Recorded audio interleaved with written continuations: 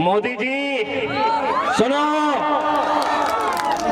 यहाँ की आवाम की तरफ से कान खोल कर सुन लो। मोदी जी, ताकतें तुम्हारी है पर खुदा हमारा है। हमारी दवा कब आने वाली है हमें पता नहीं। 7 तारीख के दिन हम तुमको ऐसा इंजेक्शन देने वाले हैं कि लालू तू तो गयो, नीतीश तू भी गयो, मोदी तू तो गयो ही गयो। अल्लाह वबरकातुहू। यकीनन ये सरों का समंदर देखकर असद साहब ये जरूर सोच रहे होंगे, यकीनन ये सोच रहे होंगे कि हर मुश्किल का मैं सामना यही सोच कर लेता हूँ कि धूप कितनी भी तेज हो समंदर कभी सूखा नहीं करते। इंशाअल्लाह मेरा इजहार जीतेगा।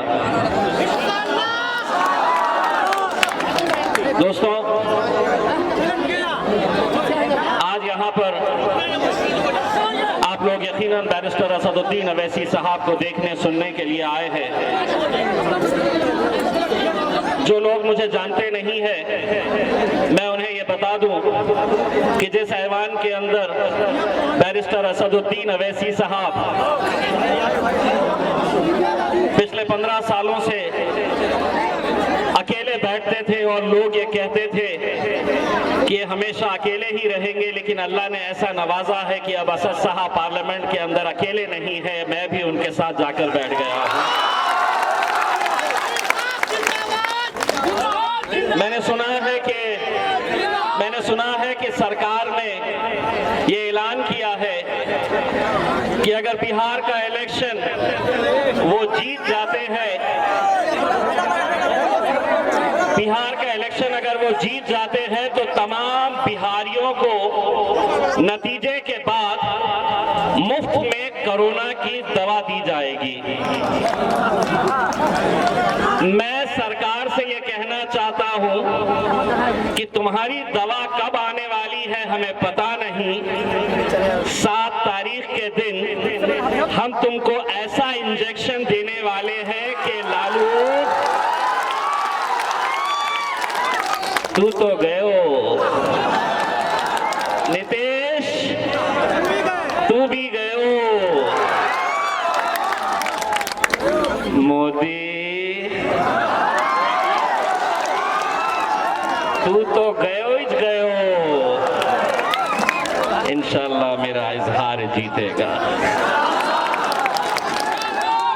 मेरे भाइयों, पिछले 74 साल के इतिहास के ऊपर नजर डालिए और सोचिए उस हकीकत को। क्या इस तरह के नज़ारे पिछले 74 सालों से हम देखते आए नहीं हैं? इसी तरह के जलसे सजाए जाते हैं, इसी तरह लोगों को इकट्ठा किया जाता है, लेकिन क्या वजह है कि पिछले 74 सालों के अंदर हमारी क़यादत हम खड़े नहीं कर पाए हैं? हमें बार बार ये कहा जाता है कि ये जमात फिरका परस्त है। अगर इस मुल्क का मुसलमान फिरका परस्त होता तो लालू जी कभी मुख्यमंत्री नहीं बनते। अगर इस मुल्क का मुसलमान अगर फिरका परस्त होता तो पिछले इलेक्शन के अंदर हमने भी नीतीश कुमार को वोट दिया इस झांसे के अंदर आकर कि वो सेक्युलरिज्म की रखवाली करेंगे, लेकिन आखिरकार सत्ता की लालच के अंदर जाकर मोदी जी के गोद में बैठ गए। अब इस बार वही हथकंडे, वही साजिशें, वही सब कुछ खेल खेला जा रहा है। हमको ये बताने और समझाने की कोशिश की जा रही है कि अगर ये वोट इन्हें गया तो नुकसान किसको होगा, फायदा किसको होगा। एक बात सुनो, 74 साल हमने तुम्हारे फायदे के बारे में सोचा है, अब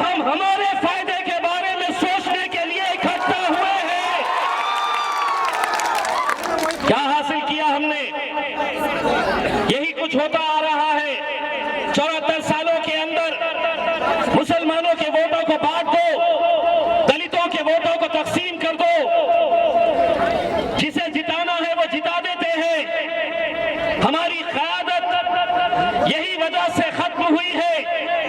इसीलिए मैं बड़ी जिम्मेदारी के साथ ये कहता हूं, एक बार फिर से आपके सामने दोहरा रहा हूं, इस मुल्क के अंदर अगर मुसलमानों की क़यादत खत्म हुई है तो मुसलमानों की क़यादत कोई गैरों की वजह से खत्म नहीं हुई है। मुसलमान को हमेशा मुसलमानों ने हराया है। ये सच्चाई है, कड़वी है, लेकिन हर तरह के खेल खेले जाते हैं। आपकी भी महफिल में आएंगे, इलेक्शन जैसे जैसे करीब आएगा, वो दलाल चंद रुपया लेकर आपकी महफिलों में, आपके गलियों में, आपके मोहल्लों में आएंगे और बताएंगे, आंकड़े बताएंगे, हिसाब किताब बताएंगे कि ये कैसे नहीं जीत सकता, ये कैसे जीत सकता है, वोट इसे दे तो किसको फायदा होगा, किसको नुकसान होगा। सुनो सबकी, करो अपनी।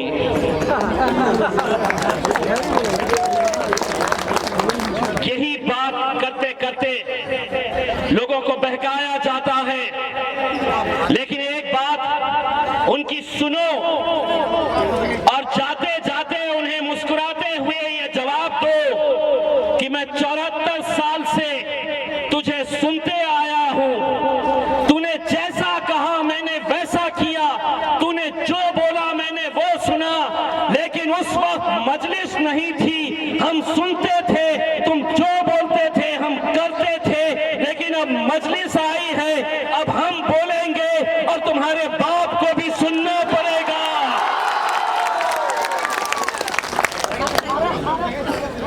मुझे जब लोग ये कहते हैं, हिसाब किताब लगाते हैं, दोस्तों जब मैं लोकसभा का इलेक्शन में खड़ा हुआ था तो मेरे ऊपर भी इस तरह के हिसाब किताब लगाने वाले लोग आए थे, कहते थे कि जीत ही नहीं सकता है। लेकिन अल्हम्दुलिल्लाह अगर नौजवानों की ताकत साथ हो, हमारे बुजुर्गों की दुआएं हमारे साथ हो, हमारी माँ और बहनों की दुआएं हमारे साथ हो, तो अल्हम्दुलिल्लाह हमने नामुमकिन को मुमकिन करके दिखाया। औरंगाबाद महाराष्ट्र के अंदर 20 साल से जहां शिवसेना का गढ़ हुआ करता था, वहां शिवसेना को गाड़ के अल्हम्दुलिल्लाह हम जीत कर आए हैं। अगर हम वहां कर सकते हैं तो बिहार के यहाँ पर भी कोचा धामन में आप लोग कर सकते हैं। बोलिए, कर सकते हैं।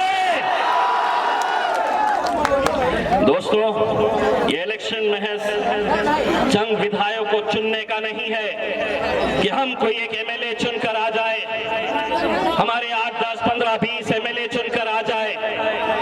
यकीनन इजहार साहब इस इलाके के विधायक बनेंगे, लेकिन उनके विधायक बनने से ताकत मिलेगी मेरे बैरिस्टर असदुद्दीन अवैसी साहब को। वो असदुद्दीन अवैसी साहब जिनको मैं पार्लियामेंट के अंदर देखता हूं, और मैं भी ये सोचता था कि असद साहब 550 के ऐवान के अंदर अकेले रहकर, आंखों में आंखें डालकर, सीना चौड़ा करके आप लोगों की आवाज बन के वहां पर गरजते थे, तो मैं सोचता था कि असद साहब को ये ताकत कहां से मिलती है। आज मुझे ये एहसास हुआ कि असद साहब को ताकत अगर वहां पर मिलती है तो यहां से मिलती है, ये लोगों से मिलती है, तुम लोगों से मिलती है। इसीलिए अगर बढ़ गए दोस्तों, अगर बिखर गए दोस्तों, अगर बिक गए, तो ये इलेक्शन महज एक इलेक्शन नहीं है। आने वाला वक्त कैसा है, आने वाला वक्त कैसे कैसे कानून लेकर सरकार आने वाली है, आप इसका अंदाजा नहीं लगा सकते हैं। सारी ताकतें जुट गई है, पूरी ताकतें एक साथ मिलकर आ गई है, और हर ताकत का यही मकसद है कि मजलिस को किस तरह से हराना। लेकिन सुनो लालू जी, मोदी जी, सुनो, यहाँ की आवाम की तरफ से कान खोल कर सुन लो। मोदी जी, ताकतें तुम्हारी है, पर खुदा ताकतें तुम्हारी है पर खुदा हमारा है। अगर तुम ये गलत फहमी में अगर रहोगे, यही वो आवाम है जो किसी को सर पर बिठाती है। पुलिस वाले गौर से सुन रहे, इलेक्शन कमीशन का कैमरा है नहीं है ना, बोल सकता हूं, बोले। तो सरकार में बैठे, मैं तो छोटे छोटे चलाता हूं, अभी AK-47 आने वाली है। तो साहब सरकार जो बैठी है हुकूमत में, वो ये सोच रही है कि अब हम जिंदगी भर हुकूमत में आ गए हैं, अब हमको कोई नहीं हटा सकता है, कोई नहीं गिरा सकता है। ये गलतफहमी का शिकार हो गए हैं हमारे नरेंद्र मोदी साहब, और उनके बाजू एक साहब बैठते हैं, उनका नाम नहीं आता है याद मुझे। हैदराबाद की एक हमारी बहन ने उनके ताल्लुक से कहा था कि मुरमुरे का थैला, मुझे नहीं मालूम है कौन है वो, कौन है, मैं बोले ही नहीं, हाँ मैं नहीं बोला उसके अंदर। आप क्या बाबा जी का ठुल्लू कर लेते हैं आप, मेरे को नहीं मालूम है, मैंने तो कुछ नहीं बोला। तो ये समझ रहे हैं कि अब हमारी हुकूमत आ गई, कोई हटा नहीं सकता है। लेकिन हम आपको बताना चाहते हैं, यही वो आवाम है जो इस मुल्क के एक चाय वाले को वजीर आजम अगर बना सकती है, तो बहुत ज्यादा अगर हमें परेशान करोगे तो एक बात समझ लो, कोचा धामन के किसी रेलवे स्टेशन के ऊपर कहीं नजर न आ जाए बेचते हुए चाय चाय चाय चाय चाय चाय चाय चाय, हो सकता है, कुछ भी मुमकिन है अगर हम एक ताकत बनकर खड़े रहे।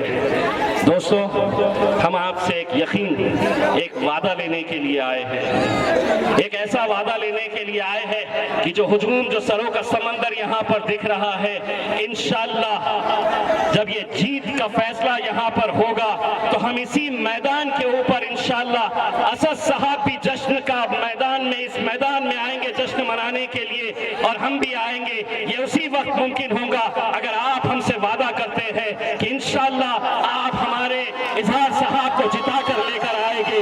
अगर पूरे के पूरे आप लोग इजहार साहब के साथ खड़े हुए हैं तो बोलिए इजहार साहब, मजलिस इत्तेहादुल मुस्लिमीन, बैरिस्टर असदुद्दीन अवैसी। वैसे आप लोगों को लग रहा होगा कि सिर्फ आप ही लोग ये देख रहे हैं, उनके घर में बैठकर वो भी देख रहे हैं कि अपनी तो गई। बहुत बहुत शुक्रिया। वाखिर दावना अल्हम्दुलिल्लाह रब्बिल आलमीन।